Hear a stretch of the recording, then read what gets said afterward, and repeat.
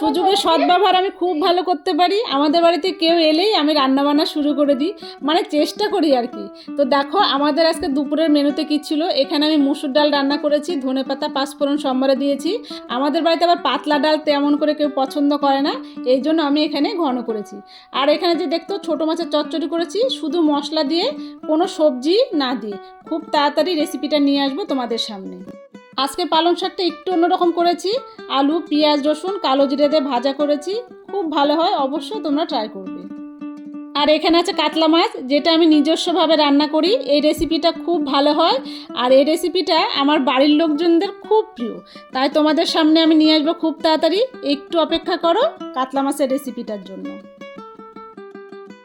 আর এটা কি রান্না করেছি তোমরা বলো তো? দেখে বুঝতে পারছো চিকেন, কিন্তু রেসিপিটা আমি আজকে বলবো না, তোমরা আমাকে কমেন্টে জানাবে এটা কি রেসিপি করেছি। শুধু গ্রেভিটা দেখো, ভীষণ ভালো হয়েছে খেতে, সবার খুব পছন্দ হয়েছে। আর এখানে আমি করেছি টমেটো চাটনি, যেটা আমার ছেলের ভীষণ প্রিয়, আর স্পেশাল মশলা দিয়ে আমি করি, সেটাও তোমাদের সঙ্গে আমি নিয়ে আসবো। আর ছিল শেষ পাতে ছিল দই মিষ্টি। তোমাদের কার কোনটা ভালো লাগলো আমাকে অবশ্যই জানাও। আর তাহলে চলে এসো সবাই মিলে একসঙ্গে খেয়ে নিই। এখনও যারা আমার পেজটাকে ফলো করেনি তারা প্লিজ ফলো করবে। নতুন নতুন রেসিপি পেতে আমার ভিডিওগুলো যদি তোমাদের ভালো লাগে অবশ্যই লাইক কমেন্ট শেয়ার করবে। দেখা হবে নতুন একটা রেসিপি নিয়ে পরের ভিডিওতে। ততক্ষণ সবাই খুব ভালো থেকো, সুস্থ থেকো, এনজয় করো। Thank you.